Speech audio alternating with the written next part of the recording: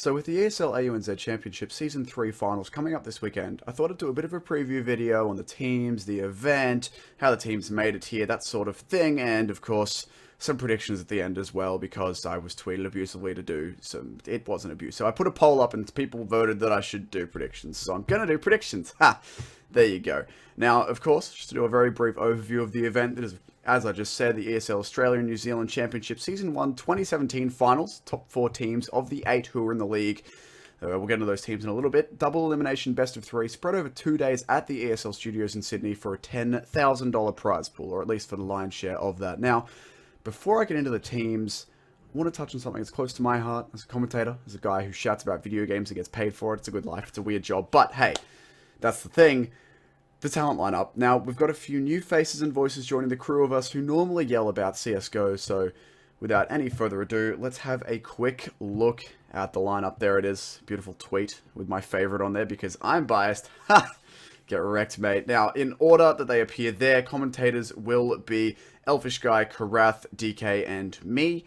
Now, Elfish Guy and Karath, of course, you know, because they work with me all the time. They carry me through Pro League and Zen League and this league when it was online. But Danny, DK, is new. If you follow him on Twitter, you know him as the IEM jersey model. He took photos in pretty much every IEM jersey or team jersey that was there for merch under the sun. I'm not sure how he managed to rate all that, but he had, I saw Cloud9, Renegades, the actual IEM shirt. Who knows, man? But that's Danny. He's going to come in. He has commentated before, just to put some fears to rest. He's not some random noob who we've grabbed and given a mic. But, I mean, that's how I started casting. We just grabbed me and like, hey, here's a mic. And I was like, cool, thanks. And then I guess I'm here. So, whatever. Anyway, we made it. Moving on. Analysts. We actually have a proper analyst desk. So, we've got Pilly back, who we used for the IEM closed qualifiers. And that was the run where Chiefs made it through to IEM and then couldn't make play. But they beat North, so there you go. Australia #1. We also have Stuart Rayner. If you don't know that name, that is Sonic from Tainted Minds. Well, Tainted Minds is still a team. He's no longer on Tainted Minds. He left, so he's going to be coming in and blessing us with his knowledge of actually being a pro player, unlike me, who I'm just sort of like, hey, man, I am a play-by-play. I yell about what's happening and not why, because who knows why. I'm bad. Anyway, that was a bad throw. Anyway, in terms of hosts, I've said anyway too many times, I'm a one-take hero. We're going with it. In terms of hosts, we have both a desk and a stage host as usual. The desk host, it's the normal. It's Ben Green. It's Sandman, the legend. We'll be making sure that the rest of us make sense on the desk. It's always good to have him there as a bit of an anchor so that the rest of us don't go too crazy. And another new face, the other one really is, of course, Laura Scott, Sarianne, the creator of the OCE Recap, who will be far too busy doing this and doing IM to actually make more episodes of the... That's harsh. I'm sorry, Laura. Oh, well. There you go. Anyway, that's the talent. I'm going to stop talking about us now, because if you watch the stream or go to the event, all you're going to hear and see is... You'll hear our voices and see our faces. There'll be some players in there too, but you're kind of going to be stuck dealing with us, so I'm not going to talk about us anymore. I'm going to talk about the teams. Now, we do have 4 qualified teams out of the 8 that made it through. Looking at the standings there, it is Athletico, Legacy, Avantgarde, and Funky Monkeys in that order, with Corvidae, Supremacy, Alpha Sydney, and Cypher unable to make it through. So, there you go. That's the teams. That's the order they qualified in. Athletico will be first seed, coming in on 10 wins and 2 losses, a better record than everyone else in the league. Legacy and Avant sitting tied, really, not quite. Tied on win-loss, not tied on points. 9 wins, 3 losses for them. To explain that point discrepancy as well, there was a competitive ruling against Avantgarde for failing to complete administrative checks before the start of Week 2's matches. That, by the way, is not just me being a nerd. It's from the competitive ruling you can find on the AUNZ Champs homepage on the ESL website. So, it's a promise, it's a thing, you can go and look it up. And then Funky Monkeys on 6-6. Managed to get there. Everyone else 4-8, 3-9, not able to keep up. So FM getting in on an even win-loss. But let's talk about these teams a little bit more. Now, I'm not going to go into too much detail analytically, mainly because A, I'm not a great analyst, and B, it's at the time of filming, the event has not happened. It's currently Thursday. The event will be Saturday and Sunday this week. So in the interests of competitive integrity, I'm not going to sit here and be like, hey, these teams like these maps and not these maps, and they're going to try and pick this and not that, because I just, whatever. It makes me feel better to not do it, and also means there's less for me to not get wrong. So, There you go. All left for me to get wrong. I got that wrong, so there's some nice irony for you. Anyway, first team on the blocks. I'm going to go through these in the way that they qualified and in the order of seeding, so there's no bias. It's just the way they are. So anyway, our first team is Atletico. Now, Atletico, you're going to recognize a lot of these names. Sniper, the IGL, Nikaz, Iron, and Jokes, the Riflers, Zetsky, the Orpa. These guys, all very experienced players. All of them, with the exception of Nikaz, have been overseas for something or other. Sniper's been to both minors and majors, and the rest of his crew have been around for a while in a variety of teams. I believe the other three have been overseas for, don't quote me on this, but actually no, I'm not even going to offer a tournament. I think it's some of the smaller ones in Asia, that sort of thing. I don't want to throw out an acronym because I might get it wrong, but they've all been overseas except Nikaz, trust me on that. Atletico really should be the team to beat in this league. They've got a 10-2 record, they've got some very strong players, they have Sniper, who has been around for a very long time. I mean, to drop one particular thing he's done, he was analyst or on the analyst panel at IEM Sydney just a week or so ago. He's played in majors, he's played everywhere, he's played with pretty much every prominent Australian pro of sort of the last few years. He's been on Vox Aminor, he's been, or played with the guys from Vox, he's played on Immunity. He's been around, he knows his stuff, so he's got, you know, that sort of veteran basis behind him. That's not the right word, but he's going to be a very good caller, very comfortable with his team. And Atletico, they're a team where when they were formed, everyone looked at them and they were like, great, there's a lot of skill in this lineup, they're going to form, they're going to be fantastic, they're going to smash everyone, and they didn't for a while, but now they're starting to. They've started to make the pieces click, they've started to figure out how they work together as a unit, and they should be okay to do just fine here. But that's Atletico. I've said they should be the team to beat. We have to have a look at who's going to be trying to beat them. And the second team, again, in order of seedings, is going to be Legacy. Legacy Esports, Dizzy on the AWP, Deoxide Spikes, and Matt CD rounding out the Riflers, with Matt CD also taking the second AWP. And the new blood, Chris O'Ow, in on the Rifle. Now, the thing to highlight with Legacy for me is, while these guys are definitely a lineup with some skilled players, looking at Matt CD, who can just do random cool stuff with the Rifle, and Dizzy, who just goes insane with the AWP for no apparent reason, they've got the players, but they've got a sub. Chris O'Ow coming in for Gotzelov, who has not played with Legacy for a little while now. I don't think there's been an official sort of thing saying, hey, this is what's going on, this is why you left, this is why we're getting other people. I don't know.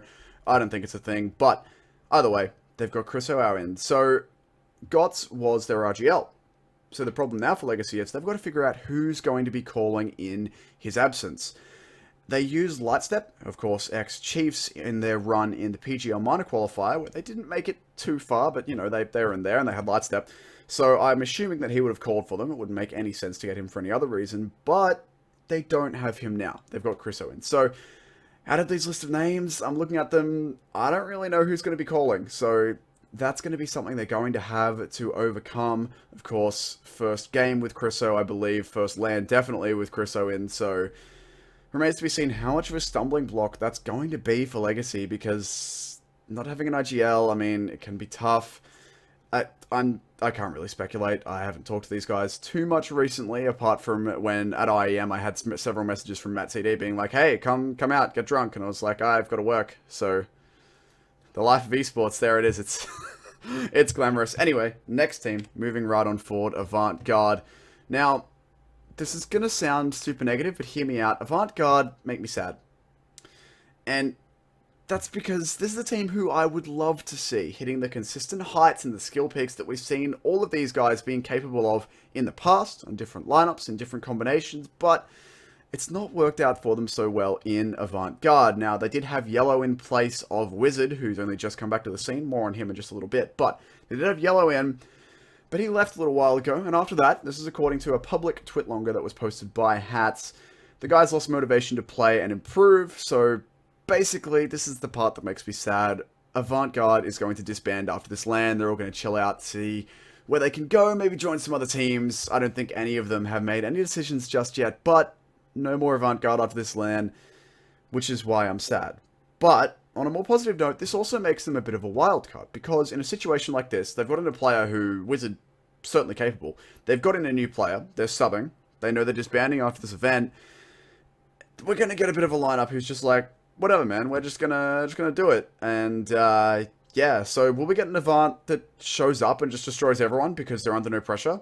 We could. We could also have an Avant guard who turn up and just do the complete opposite because they're under no pressure and who cares? So, I don't know. I suspect it's going to be somewhere in between. But, you know, again, as I said, this lineup will have Wizard in. Now, Wizard was on Tainted Minds. He's been out of the scene for a little bit. He watched, I think it was he watched IAM and posted about how motivated he was to come back. And there's quite a few people who did that, I think. Watched IAM, were like, oh man, Counter-Strike's amazing. So it's going to be a bit more motivation coming to the scene. But specifically talking about Wizard now, he's back, he's playing. He subbed in for Team Immunity last week for CGP and got a ridiculous clutch with the CZ. It was on Overpass, you got a 1-on-4 or something. Go watch that, there's clips everywhere. I think Dog Ryan posted it, so you can go find that.